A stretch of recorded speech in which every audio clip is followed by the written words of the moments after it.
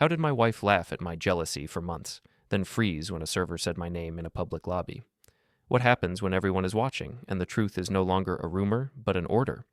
Can a calm man win back dignity without raising his voice once? Before we dive deeper into this story, I have one small request. Please subscribe, drop a like, comment, and hit that hype button to boost this channel so more people can discover these incredible stories. My name is Septimus Hale, and I learned how quiet damage can be. That night started like any other weekday, with dinner plates drying and my daughter Elena humming to herself at the table. Nadia had texted that she would be out with friends after work, and she added a laughing face like it was harmless. I did not reply with anger. I only asked what time she planned to come home, because Elena had school in the morning. Nadia answered that I always needed control, and she said I should relax. I told Elena it was fine, and I walked her through bath time like I always did. I read her a story and waited until her breathing slowed, because children feel tension even when adults pretend they do not. When I stepped back into the kitchen, the house sounded too empty for a married life. I cleaned the counter twice, not because it was dirty, but because my hands needed something to do. I checked the lock on the front door, then stopped myself from checking it again. I tried to believe Nadia's words, because belief was easier than suspicion. Around midnight, headlights swept across the living room wall, and I heard the key scrape the lock like it was rushed. Nadia walked in with the kind of smile that was too bright for the hour. Her hair smelled like smoke and sweet perfume, and her cheeks were warm like she had been laughing hard. She set her purse down, then slid it closer to her foot, as if it needed guarding. She said she had a fun night and that everyone was overreacting about nothing. I asked if she had eaten, and she waved the question away. I asked where she had been, and she said a club, then said it was normal and I was acting old. I kept my voice low and told her I did not want to fight. Nadia shrugged and said I always turned simple things into drama. She spoke fast, like she had practiced the story on the way home. She said her friends agreed with her, and she said my jealousy was embarrassing. She asked why I could not let her feel free, even after she gave me a family. I did not raise my voice. I did not accuse her of anything. I simply said I wanted truth, because truth was the only thing that kept a home stable. Nadia laughed, and the laugh had no warmth. She said I was making her regret coming home at all. She walked to the sink and poured water, then checked her phone, then flipped it face down. The screen lit up for 1 second, and I saw a contact name that made no sense. It was only a small emoji, like a joke with a hidden meaning. I asked if something was wrong. Nadia said nothing was wrong, then said I was always looking for problems, and she told me to stop staring. I told her I was not staring, but my eyes had started tracking details without permission. She said she was tired and needed a shower. I nodded and stepped aside in the hallway, not because she owned the space, but because I refused to be the man who blocked doors. Nadia walked past me with a slight sway, and I noticed a thin paper sleeve sticking out of her purse, like something from a hotel desk. She shifted her purse again before I could look closer. I felt my stomach tighten, but I did not reach for it. I did not touch her phone. I did not demand answers in the kitchen at 1 a.m. I had learned that loud moments create stories, and Nadia liked stories where I looked unstable. She went into the bathroom, and the door latched. Water started running. I stood alone in the hallway and listened to the house. It sounded like two people living separate lives under one roof. I walked into the bedroom and saw our bed still made, like a staged photo of marriage. I sat on the edge and looked at the ceiling fan, letting it spin above me like a slow warning. When Nadia came out, she did not come close. She dried her hair, checked her phone again, and said she needed space. She said I made her feel watched, and she said she could not breathe around me. I asked her to keep her voice down because Elena was asleep. Nadia rolled her eyes and said I was using our child as a shield. I did not reply to that. I gathered a pillow and a blanket and moved to the guest bed without drama. I heard Nadia exhale like she had won something. I stared at the dark wall and tried to think in straight lines. If this was a one-time mistake, she would sound ashamed. If it was a pattern, she would sound proud and call it freedom. The pride was what scared me. I heard her phone vibrate on the nightstand in our room. I heard it again. Then I heard it stop, as if she had grabbed it quickly. The bathroom light flicked on, and the latch clicked again. I felt the same cold certainty settle in my chest, not like rage, but like a door closing. The next morning, I packed Elena's lunch like I always did, cutting fruit into neat pieces she liked. Nadia came into the kitchen wearing a calm face that did not match last night. She spoke softly, almost sweet, and asked if I was still upset. I told her I was focused on Elena's morning. Nadia sighed and said I was impossible, then told Elena she had been out with friends and that everything was fine. Elena looked between us like she was watching weather change. I walked Elena to school, held her hand at the crosswalk, and felt how small her fingers were in my palm. When I came back to the car, my phone showed new notifications from a group chat Nadia's friends used for parties and photos. I was not supposed to be in it. I had never asked to join. Nadia had added me months ago in a moment of performative marriage, then forgot to remove me when the performance changed. I did not open it right away. I drove to work and told myself to be normal, because bills still came and routines still mattered. My job was in logistics for a regional medical supply company, and our warehouse did not care about my marriage. But people did. The moment I stepped into the open plan office, I felt eyes. Conversations lowered. A coworker smiled too fast and asked if I was doing okay, then looked away like he did not want an answer. My friend Daniel Klein came by my desk and asked if I wanted coffee. His voice was simple, not curious, and I felt grateful for that. I nodded, and he sat for a minute without forcing talk. Then he said he had heard some things and wanted me to be careful. He did not say names. He did not repeat rumors. He simply said workplace stories move faster than truth. I thanked him and told him I was fine. I kept my face calm because anger would become proof in someone else's mouth. Later, when I walked past the HR room, I heard my name through the door. The sound was muffled, but I recognized the shape of it. I did not stop. I did not press my ear to the wall. I kept walking with steady steps because I refused to act like a guilty man. At lunch, I finally opened the group chat. There were photos from the night Nadia had called fun. Faces were close. Drinks were raised. A comment under one photo said Nadia had finally acted single again. Another comment said I would survive if I stopped being dramatic. Someone posted a short video clip from a rooftop bar after the club. Nadia was laughing, leaning toward a man I did not know, and her friends were cheering like it was a show. I watched it once, then closed it, because watching it again would not help Elena with homework later. My phone buzzed with a message from Nadia. She asked why I was being cold. She said she could not stand my silence. She said her mother thought I was punishing her on purpose. I did not reply with a long argument. I only said I would talk at home, privately, and that I would not fight by text.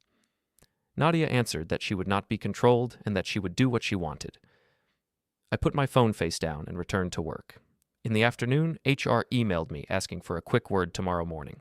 The email was polite and vague, which made it worse. I did not panic. I made a note in my calendar like it was any other meeting. I told myself I would stay calm and tell the truth. After work, I went to the supermarket to buy Elena's favorite cereal and a few things for dinner. I stood in line watching a tired cashier scan items when Nadia called me. I answered with a low voice and asked what she needed. Nadia's tone was bright and sharp at the same time. She asked where I was, and when I said the supermarket, she laughed like it was suspicious. She said I was tracking her and acting like a detective. I told her I was buying food for our child. Nadia raised her voice enough that the woman behind me stared. Nadia said I wanted to lock her in a cage. I said I was not discussing our marriage in public and that I would talk at home. Nadia said I was afraid to face her in front of people. I ended the call without slamming anything. I paid, took my bags, and walked out. In the parking lot, my phone buzzed again with the group chat. A new photo had been posted. Nadia was in it, smiling wide, and the man beside her had his arm too close around her waist. The photo was tagged with a location. At first glance, it looked like another bar. Then I zoomed in and saw the background. A lobby desk. A sign with letters that were slightly blurred. Hotel letters. My chest tightened, but my hands stayed steady on the phone. I did not call Nadia back. I did not drive around hunting. I went home and cooked dinner for Elena. Nadia came in later, acting normal again, as if the day had been a misunderstanding. I watched Elena's face when Nadia spoke. Elena smiled, then looked down quickly, like she was learning when to disappear. After Elena went to bed, I opened my laptop and created a clean folder tree with plain names: home, auto, bank, utilities. I did not write anything dramatic. I did not print anything official. I simply placed the facts somewhere safe, because memory can be edited by emotion, but dates do not change. My phone lit up again with another tagged photo notification, and the blurred hotel sign was clearer in the preview than it had been in my hand. I did not sleep much after that tagged photo. I lay on the guest bed and listened to the house breathe.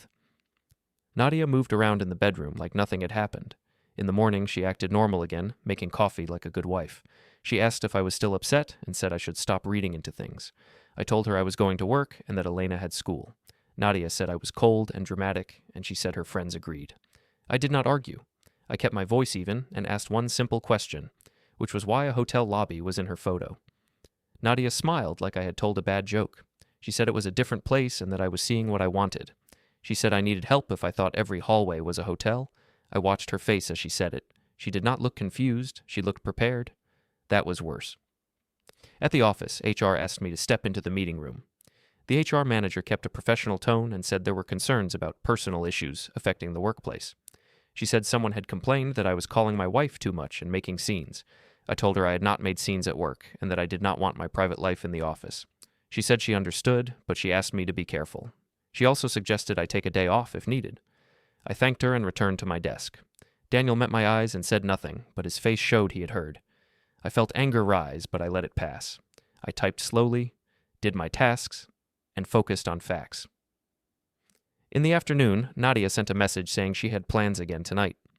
She said it was a coworker's birthday and that I should not start problems. I asked what time she would be home. She answered with a single word, late, like it was my punishment. I picked up Elena from school and made dinner, keeping the house calm for her. Nadia arrived at home briefly, changed clothes fast, and sprayed perfume like she was covering something. Elena asked where Mom was going. Nadia said she was going to celebrate and that Dad was fine. Then she looked at me and said, I better not follow her like a creep. I did not reply. I only told Nadia to drive safe and reminded her Elena had school. Nadia rolled her eyes and left. When the front door closed, the quiet felt heavy. I cleaned the kitchen, then stopped, because cleaning was not a plan. I checked Elena's door and watched her sleep for a moment. Then I made a decision that felt cold but necessary. I would not guess anymore. I would not accuse without knowing. I would only see what was real, with my own eyes, and I would stay calm. I drove to the area Nadia had mentioned in earlier chats, near the club district. I parked in a public parking garage, not close enough to look like stalking, but close enough to observe movement. I stayed in my car with the engine off, hands visible on the wheel. I told myself I was not here to catch her in a dramatic moment. I was here to confirm the truth and protect my child from lies. I saw Nadia's car pull in near the club entrance. She stepped out dressed like she was single, laughing into her phone. A group of her friends met her, and they moved together like a pack. A man joined them, taller than most, holding a camera strap across his chest. He looked familiar from the tagged photo. He smiled at Nadia like he had permission. Nadia touched his arm as if it was normal. They entered the club. I did not follow inside. I stayed outside, near the edge of the sidewalk, where people could see me clearly. I did not want anyone to claim I had been sneaking. After 20 minutes, Nadia came out to the smoking patio with the same man. They stood close, shoulders almost touching. Nadia leaned in to speak near his ear, and she laughed with her whole body. He said something back, and she tapped his chest lightly like a private joke. I stood still and watched. I did not walk up quickly. I did not grab her. I waited until the moment was clear and public, because public truth cannot be twisted as easily as private confrontation. When Nadia finally noticed me, her smile sharpened. She did not look surprised. She looked pleased. She raised her eyebrows and called over her friends with a gesture like she was starting a show. Her friends turned and stared at me, and then smiled like they had been waiting. Nadia stepped closer and spoke with a loud voice. She asked why I was there, and she said I was proving her point. I answered softly and said I was only here to confirm where she was. Nadia laughed and turned to her friends, as if my calm was a joke. One of her friends held up a phone and started recording. Another friend whispered something, and they all laughed. The man with the camera looked at me, then looked away, pretending I was not important. Nadia leaned toward him and said something low, then looked back at me with a grin. She asked if I was going to cry. I felt my face heat, but I kept my posture still. I told Nadia I would not argue here, and that she could do what she wanted. I also told her that choices have consequences, even when they feel fun. Nadia mocked the word consequences like it was old and boring. She said I was trying to scare her. She said I had no power over her. One of her friends called me controlling, and another said Nadia deserved a better life. I did not reply to them. I did not insult anyone. I looked at Nadia and said we would talk at home. When Elena was asleep, Nadia shrugged like Elena was a detail, not a person. The man with the camera smiled at Nadia again and offered his arm as if they were a couple. Nadia took it. Then she glanced at me and said she would not come home tonight because I made her uncomfortable. She said she would stay somewhere safe. I asked if she meant her parents' house. Nadia laughed and said I did not get to ask questions anymore. Then she turned away and walked back toward the entrance, still linked with the man. I stood there as her friends watched me like I was entertainment. I chose not to move. I chose not to chase. I chose not to give them a clip they could edit. A camera flash popped from someone's phone, bright and fast. The crowd noise swallowed it, but I felt it like a slap. Nadia disappeared inside again. 10 minutes later, I saw her and the man cross the lobby area toward the elevators that led to the rooftop bar. They moved with purpose, not randomness. I watched the elevator doors close around them. The bell chimed once, clean and final. My phone vibrated in my pocket at the same time. Unknown number, no name, just a silent ring that felt like a warning. I went home alone and did not wake Elena. In the morning, Nadia was not there. Her side of the bed looked untouched. I made breakfast, packed Elena's lunch, and kept my voice steady when she asked where Mom was. I told her Mom was resting somewhere else and that Elena was safe with me. Elena nodded, but her eyes stayed worried. At the school pickup line that afternoon, Elena climbed into the car and asked a question that hit harder than any insult. She asked if Mom was leaving because Dad was bad. I swallowed and kept my hand steady on the steering wheel. I told her no, and I said adults make mistakes that children cannot fix. Elena asked if Mom loved us. I said Mom loved her, and that love was not always the same as good choices. Elena looked out the window and went quiet. When we got home, my mother Ruth called. Her voice was careful. She asked if I was eating and sleeping because she could hear strain even when I stayed calm. I told her I was handling things. Ruth said handling was good, but silence could also be dangerous if others told the story first. She warned me that some people would call calmness cold and they would use it against me. I thanked her and ended the call before Elena could hear too much. That evening, Nadia finally came home, acting tired and annoyed, like I had ruined her night by existing. She walked in and asked why the house felt tense, as if she had not caused it. I told her Elena had asked about her. Nadia shrugged and said children adjust. I felt something in me break quietly at that. Nadia checked her phone while standing in the kitchen. A message preview appeared on her screen, then disappeared instantly, like she had swiped it away fast. I asked who she was talking to. Nadia said no one, and she told me to stop policing her. I said I was not policing, and I asked if she had stayed at her parents'. Nadia said she did not owe me details. She said I was lucky she came home at all. The next day was a weekend, and Nadia insisted we go to dinner with her parents. She said it would prove we were fine. I understood what she meant. She wanted witnesses. She wanted a stage where I could be framed. I agreed anyway, because refusing would become another story about me being difficult. We arrived at a family restaurant with a long table already set. Her mother, Marina, stood up and greeted Nadia loudly, ignoring me at first. Her father, Oleg, gave me a polite nod and looked away quickly. Nadia's brother, Ilya, slapped my shoulder like it was all a joke and asked if I was still being serious. I sat down and kept my hands folded. Nadia started telling a story about her night out without saying hotel or stranger directly. She spoke about fun, freedom, and how some husbands were insecure. Marina leaned in and said a wife should not be trapped by a jealous man. Nadia nodded, smiling, like this was the truth they had all agreed to share. I kept my voice calm and said I did not want to argue at a restaurant. Marina said I was trying to control the conversation, too. Nadia's friends had trained her family well.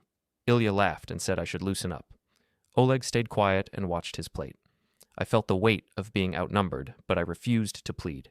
I refused to beg for respect at a table that treated disrespect like entertainment. Marina asked Nadia if she felt safe at home. Nadia answered that she sometimes felt watched and judged. Marina turned to me and said I needed to change, because Nadia was a young woman with a life. Nadia looked at me like she expected me to explode. Instead, I asked one simple question, still calm. I asked why her friends were filming me outside the club if I was the only problem. The table went quiet for half a second. Nadia's eyes narrowed. She said I was stalking her. Marina's face hardened, and she said I was proving Nadia right. Ilya stopped laughing and looked uneasy. Oleg cleared his throat and said we should all calm down. Nadia leaned back and said I was trying to ruin her reputation. She said I was paranoid and that I needed help. I told Nadia quietly that Elena was watching our home change, and that it would not stay like this. Nadia said Elena would be fine if I stopped being dramatic. Marina said children suffer when fathers are controlling. I stared at the tablecloth and let their words hit the wall of my restraint. I did not raise my voice. I did not insult anyone. I simply said I would not speak badly about Nadia to Elena, but I would also not pretend everything was fine. Marina warned me not to threaten her daughter. Nadia smiled and said I had no real power. I looked at Nadia and said I was done arguing in circles. I said I would handle things the proper way, quietly, and I would not perform for anyone. Nadia's smile faltered for the first time. On the drive home, Elena fell asleep in the back seat, clutching a small toy. Nadia stared at her phone, typing, deleting, typing again. When we reached the stairwell of our building, Nadia stepped aside and took a call in a low voice. I heard her say my name, then heard her laugh softly, like someone was comforting her against me. Her phone screen lit up when she turned, and I saw the word private again before she tilted it away. Sunday morning felt like the quiet after a storm, but the damage was still there. Nadia slept late, and Elena padded into the kitchen in socks, rubbing her eyes. I made pancakes because routine was the only kindness I could control. Elena asked if we could go to the park later, and I told her yes. Nadia did not come out until the coffee smell reached her. She walked in wearing my old sweatshirt like it was a joke, then said she hated how serious the house felt. She asked if I was still upset about one night. I did not correct her wording. I watched how she tried to shrink months into one night. I told her Elena needed stability, and Nadia replied that children were flexible. That sentence stayed with me like a stain. I did not argue. I did not list every lie. Instead, I did something that looked small, but mattered. I opened my calendar in front of her and created a recurring entry called Meeting, Personal. I did it without hiding the screen, because hiding would give her a new story. Nadia asked what it was. I said it was for my own planning, and I said I would keep my life orderly. Nadia laughed and said I was pretending to be important. I closed the laptop because I did not need her approval to act like an adult. At the park, Elena ran toward the swings, and for a few minutes her laughter made the world look normal again. I sat on a bench and watched her, and I noticed how other parents talked in clusters. In my mind, I saw Marina's face at the restaurant and Nadia's smile when she felt supported by witnesses. I understood something clearly then. Nadia did not only want freedom, she wanted a crowd. She wanted a story where she looked bright and I looked dark. If I tried to win that story with emotion, I would lose. If I tried to win it with cruelty, I would lose myself. So I did what I had avoided doing for too long. I began to collect facts, quietly, without rage. I took my phone out and scrolled through Nadia's public posts. I did not invade passwords. I did not break anything. I only saved what was already public and what had already been shared in group chats I had been placed into. I took screenshots of the tagged photos and the location stamps, and I saved them in a folder labeled only Archive A. Then I opened a simple spreadsheet with dates and times. I wrote down the nights Nadia was out with friends, the mornings she did not come home, the days Elena asked questions, and the moments Nadia tried to shame me in public. I did not write insults. I wrote facts, because facts cannot be gaslit as easily. When we returned home, my mother Ruth came by with a bag of groceries, claiming she had bought too much. I knew she was checking on me. She hugged Elena first, then looked at me and asked if I was okay. I told her I was tired, but I was thinking clearly. Ruth nodded and asked if I had been sleeping in the guest bed. I said yes. She did not criticize. She only said that space can protect a child when adults are unstable. Nadia walked into the kitchen and greeted Ruth with a forced smile. Ruth stayed polite, but her eyes were calm and direct. Nadia said she was glad Ruth could see I was being dramatic again. Ruth did not take the bait. She asked Nadia how Elena was handling the changes. Nadia said Elena was fine and that I was the one making things heavy. Ruth said children carry what adults pretend they do not. Nadia's smile tightened. She changed the subject and asked Ruth if she had heard what Marina said about me. Ruth answered that she did not care what Marina said, and she cared what Elena felt. Nadia rolled her eyes and walked away. That night, after Elena went to bed, I sat at the kitchen table with my laptop and a stack of mail. I was not looking for secrets in the mail. I was looking for structure. I sorted bills into labeled folders because order calms my mind and protects my child. Home, auto, bank, utilities. I placed them in a locked drawer when Nadia entered the room, not because I was hiding crimes, but because I was protecting the last private part of my sanity. Nadia watched me and asked what I was doing. I said I was organizing. She said I was acting like a robot. I told her I was acting like a father. Nadia laughed and said fathers should not act like prison guards. I did not respond with anger. I asked her quietly if she planned to stop. Stop staying out all night.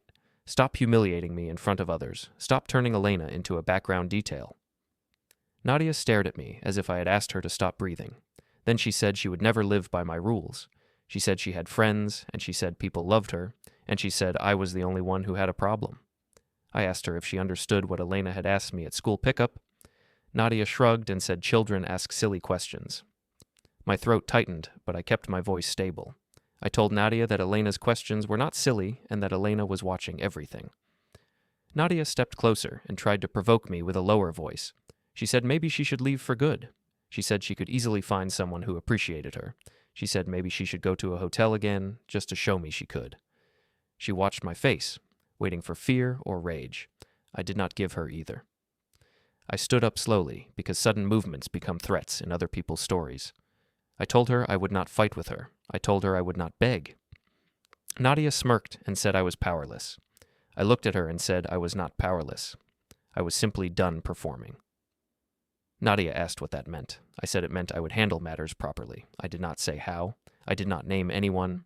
I did not show papers. I did not mention courts. I only said the word properly, with the calmness she hated.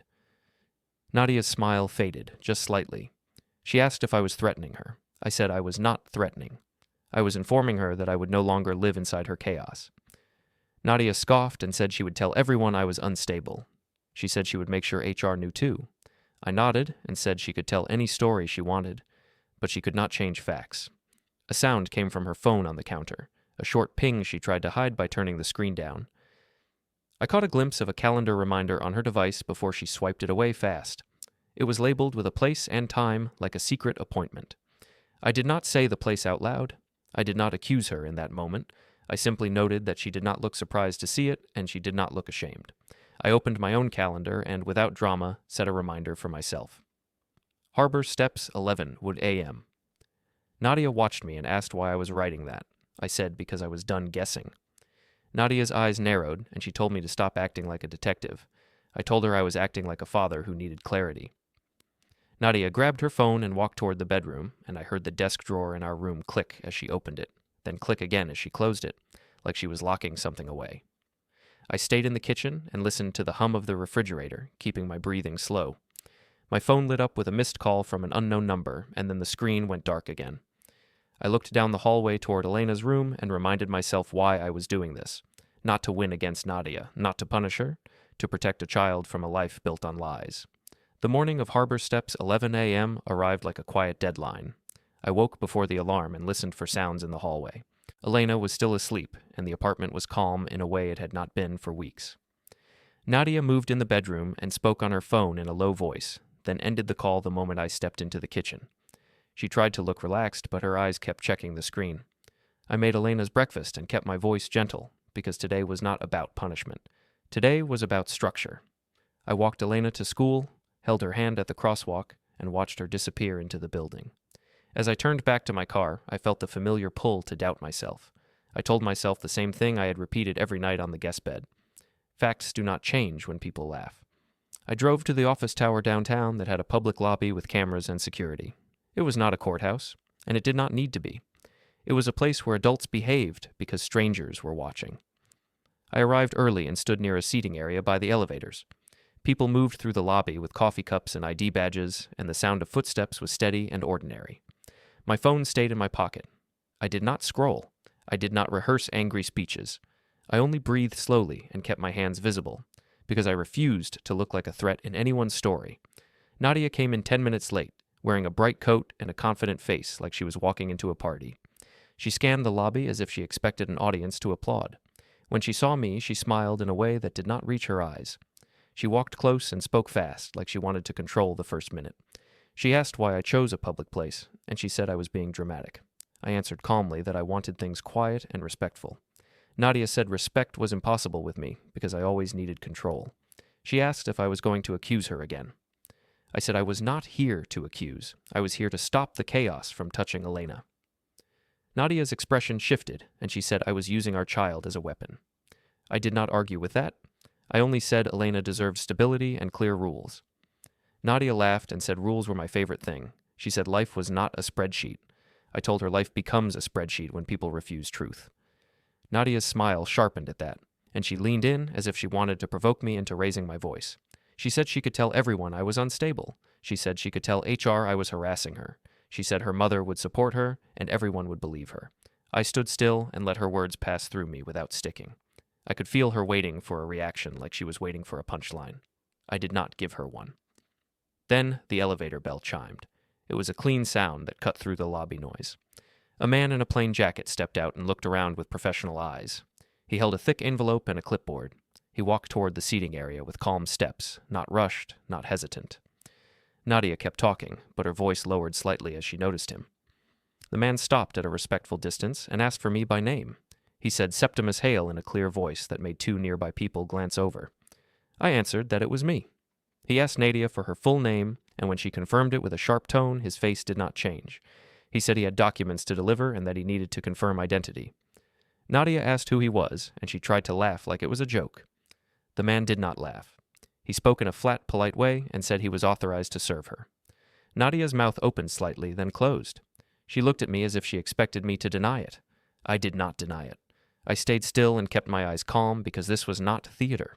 This was the beginning of order. The man extended the envelope toward Nadia. Nadia did not take it at first. She stepped back half a step and said she would not accept anything. The man said acceptance was not required for delivery, and that he was documenting the moment. Nadia's cheeks flushed.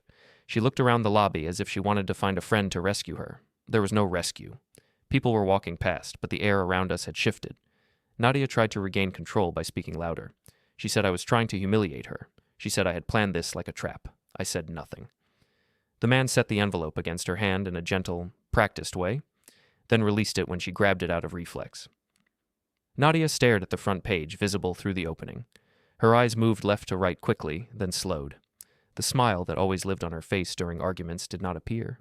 Her throat worked as she swallowed. She tried to speak, but the words did not come out clean. She finally said my name like it was a warning. She asked if I was serious. I answered that I was serious about Elena's stability. Nadia flipped the first page, and her hands shook slightly. She looked down again, reading more carefully. Her breathing changed, sharper and faster. She said this was insane, and she said I could not do this. She said we could talk at home. I told her we had talked at home, and we had talked at restaurants, and we had talked through group chats and insults. I told her the talking had not stopped the damage. Nadia's voice rose, and she said I was trying to take her child away. I did not match her volume. I said calmly that I was putting rules in place so Elena would not be pulled between lies. Nadia looked down again and pointed at a section with her finger.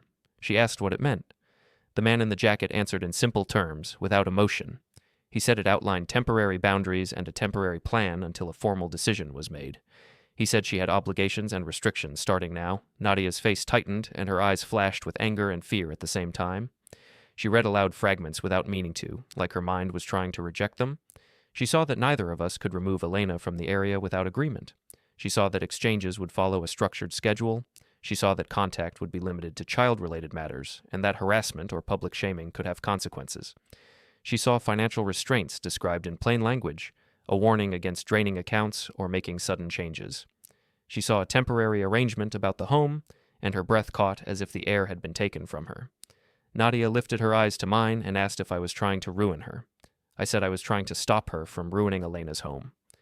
Nadia's fingers crumpled the corner of a page. She looked around again, and this time she noticed the security camera above the lobby desk. She noticed the quiet eyes of strangers. She noticed that shouting here would not make her powerful. It would make her look exactly like the person she had insisted she was not. Nadia tried to pivot into her usual weapon. She said I was cold and calculated. She said I had never loved her. She said I was using paperwork because I could not handle real emotions. I answered that I had handled emotions alone in the guest bed while she chased fun. I answered that I had handled Elena's questions while she called them silly. I answered that I had handled public jokes and private calls and deleted previews. Nadia flinched at the accuracy, and she looked back down at the pages as if the words could protect her from facts. She asked if her mother knew. I said her mother did not need to know everything, because this was not a family debate. Nadia's eyes widened for a moment, and I saw panic there. Real panic, not performative. She whispered that this would destroy her image. I said her image was never my job, but Elena's stability was. The man in the jacket asked Nadia to sign the delivery acknowledgement. Nadia refused at first, then hesitated when he explained it was only acknowledging receipt. She signed with a sharp motion, then shoved the clipboard back. She looked at me and said she would fight me. I said she could do what she thought was right, and I would continue doing what was right for Elena. Nadia's voice dropped, and she asked if I had been planning this the whole time. I answered that I had been planning order since the night she decided a hotel with a stranger was fun. Her face changed at the word hotel. She hated that word because it was specific. She said it was not like that. She said it was only a stupid night. I said stupid nights become serious lives when they repeat. A phone rang somewhere near the lobby desk, and Nadia's phone lit up at the same time. She glanced down and saw her mother's name on the screen. She did not answer. She looked at me as if she wanted me to tell her what to do. I did not. I took one step back, creating distance without drama. I told Nadia, in a low voice, that Elena would not be used as a prop anymore. Nadia's eyes filled with something close to tears, but anger kept them from falling. She looked at the pages again as if they were burning her fingers. The elevator bell chimed once more, and people flowed around us like water around a rock. The world did not stop for Nadia's chaos. It simply moved on. I turned toward the lobby doors. I did not smirk. I did not celebrate. I did not insult her one last time. I walked with the same steady steps I used at school pickup and in the supermarket line. Behind me, Nadia called my name again, but her voice sounded smaller in the open space. I did not respond. I pushed through the glass doors, felt cold air hit my face, and kept walking.